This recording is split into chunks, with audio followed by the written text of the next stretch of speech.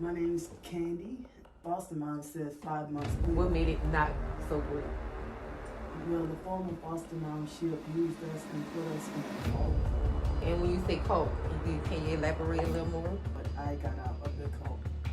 Okay, so how did you get out? Was it something you have to do? Or you just stopped going? Or? I went to college at 18.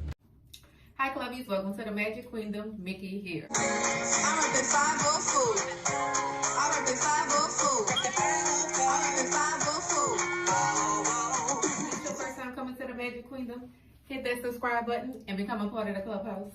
Okay, Clubbies, we're here today with the beautiful Miss Candy. We're going to do an interview with Miss Candy, hear her story, where she come from, and everything. I don't want to hold you guys. Don't forget to like, comment, subscribe, and share. And I'm going to turn this camera over to Miss Candy. What's your name, age, and where you're from, and do you have any kids? My name's Candy, and I'm 41 years old, almost 42, and I grew up in Gretna, from New Orleans, and I don't have any kids. Okay. Did you grow up in a two-parent household? Does foster care count? Yeah. And yes, at that time, yes. So both your mother and your father was in the household with you? Foster parents. Foster yes. parents. Yeah. So what age did you go into foster care? The foster mom says 5 months, but the records in the family, the biological family, say 6 months old. 6 months old? Yeah. So how was your childhood growing up? Well, I wish I could say great, but far from it. So explain it to me. How was it? Basically, What made it not so great?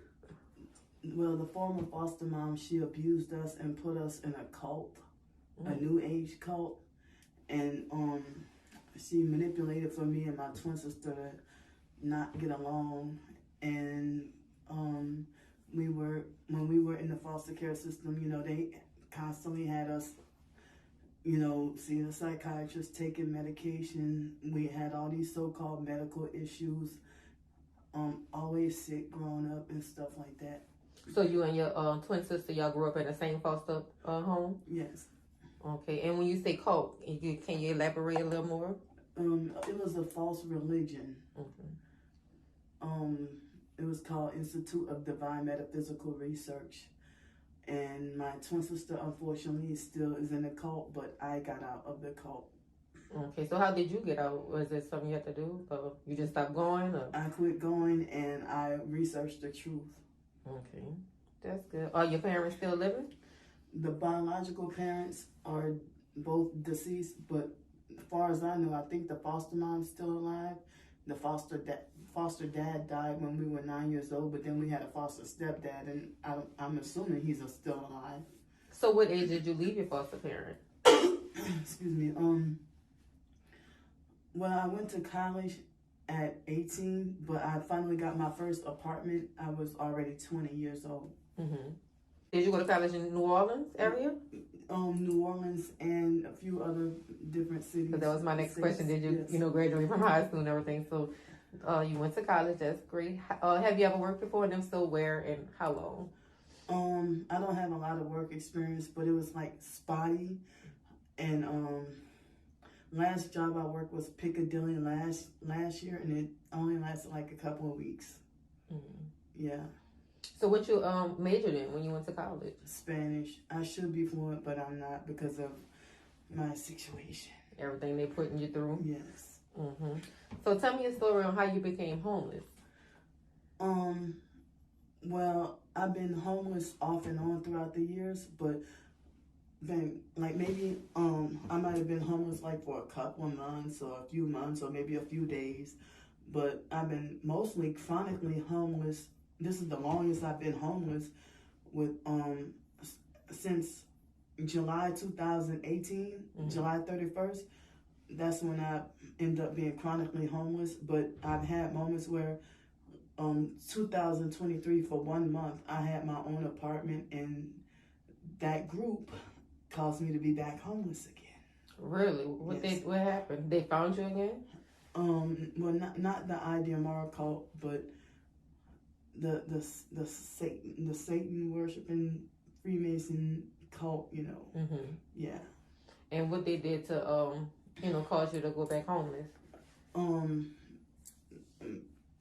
when they would make a lot of noise and harass me and take away my peace, and also when I would defend myself or try to protest to get some peace, they would threaten my life, and I was running for my life. Basically everywhere I live at, they try to run me out of my own apartment. If I try to get a job, they run me off the job. They won't let me have a job, or they won't let me have housing, or I'm not allowed to stay anywhere for long before they run me out. Wow, that's so sad. Yeah. So are you on any type of drugs? If so, what kind? How long? Or any type of drug activities? No drugs at all. No drugs? And no smoking, no cigarettes, no vaping, no alcohol, none of that. Have you ever used drugs in the past? Not really, no. No. So when you did, like, what was it? Maybe just like a cigarette. Cigarette. Does that count? And Yeah, because that's a nicotine. Yeah. But maybe I had Do you alcohol drink? a couple of times in my life, in my adulthood life, but not really. Okay. I don't drink, but I had a couple of times, you know. Like the cigarettes and stuff. So what made you stop smoking the cigarettes and everything? I hate the smell of it, but I just did like a time or two, you know, a couple of times, but I hate it. Yeah. Okay, so do you have any regrets in life? Do I have any regrets in life? I regret going to college. Why? Let me know why. Because if I would have known then what I know now, I would have never gone and would have never had to worry about dealing with being in high financial debt and all that. If I would have known that, I would have, for me to waste my time going to college just to end up in this predicament, I would have never gone. Oh, people made it like as if you go to college, or you guaranteed to always get a good job and this and that. Oh, it was a total lie. So what you're stuck with no job. You went to college and now you have debt. Yeah. And still not using your degree with what you went to school for. Yes. Okay, so that's the only regret going to college. That's like the major regret, but another regret is trying to reunite with the biological family. They're no less abusive than the foster family. So when you made contact with your family, your biological family, how was it? It's like they had a lot of similarities with the foster family and the foster mom's abuse, and it was still traumatic, and I'm not allowed to go around the biological family at all, as if I'm permanently banned from the family forever. So that's you and your sister, or just you? Just me. Wow, that's so sad. Yeah. So where do you see yourself in 6 months? Where do I see myself in 6 months? I don't know. Well, if I've been in this situation for this long, I don't know if there will be much improvement, but I hope that since I'm a self-published author, I don't get much recognition. Let us know about it. I have a few, like at least 10 self-published ebooks on Amazon. Really? They don't get much recognition, but the jealous stalking cult, they make fake bad reviews on all my ebooks on purpose to deter people from wanting to support me. But behind closed doors, there are people tell me that I'm a very talented and good writer. You are, because when you emailed me back, I'm like, wow, she has a brilliant mind. Tell us the name of your books and what you say we can find them on Amazon, because trust me, the supporters are going to support and help you out. So my name is Candy, Candy Grandpre, Grandpre, and like I talk about I have an ebook about my homeless situation. I have an ebook about my foster care situation, mental health situation, my targeting situation, and some also about compilation of some of my fiction short stories that I write. Since I grew up in a cult, I'm glad I got out. I'm working on fiction short story series that's kind of funny but kind of a little traumatizing too. But it's That's where you find your peace at. Yeah. Writing. Yes. And I didn't know I had. Well, a lot of people tell me that I have that gift. I didn't know that until 2020 when that thing happened. You know, where people had to have the lockdowns. I can't say that word, but yeah, that's when I started working on my fiction short stories and ebooks and stuff.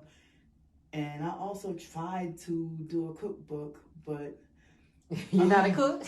I'm not the best cook. But when I had access to a place to live, when I had access to a place to live and access to cooking, you know, I was surprised that it took a little while to get back on it. But if there's an opportunity for me to cook again, I would like to perfect more recipes and, you know, cook more. And also I have a web page called Ko-fi. Spell it for me. ko-fi.net. And that's my short stories on there. And I also have a blog called gangstalkcreoleauthor.blogspot.com. Okay. Yeah. Okay, that's nice. I'm telling you, Candy, baby, you have a brilliant mind. Don't stop. Don't let nobody stop you. Keep going. Keep writing. And trust me, your breakthrough gonna come through. Thanks so much. Okay, so what advice would you give to someone that's currently struggling with homelessness? What advice, excuse me, when I give to someone that's struggling, and currently, you know, homeless, dealing with homelessness? Well, I guess some advice I probably would give is to, they're gonna have people that try to stop you from living, pretty much to stop you from surviving, and just as long as it's legal and the right thing to do, as long as you're not hurting anyone, do what you need to, as best as you know how, to try to survive, and don't stop trying to fight to survive, because they will have people who would get jealous of you if someone would help you with a simple $1 hamburger or $1 burrito. They will have a meltdown and like, you're not supposed to have that. Or if you are homeless and if someone that wanted to gift you with something nice, and they will lie and say, oh look, she's a scammer, she's a fraud, whatever. And it's like, are we not allowed to have nice things for once, just because we don't have a roof over our head? If we're not allowed to have a phone or a nice new pair of shoes, what if someone gifted that to us? You know, and I would just say to stand up to people that try to get in your business, trying to destroy your life, you know. Well, that's some good words and, you know, advice. And it's sad that you have to go through this, but people are just so evil in this world. Yeah. So looking back, is there anything you would have done differently?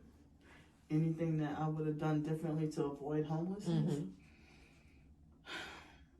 Well, in the community of people that's going through the same thing with being ostracized and blacklisted from society, I'm wondering if I would have had more support from people from that group,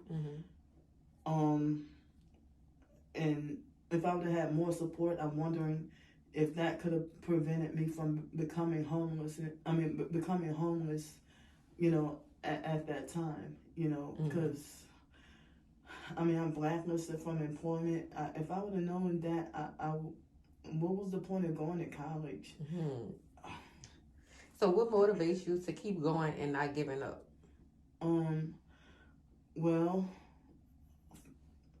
faith in Jesus Christ, and also fear of going to hell. That's good. Yeah.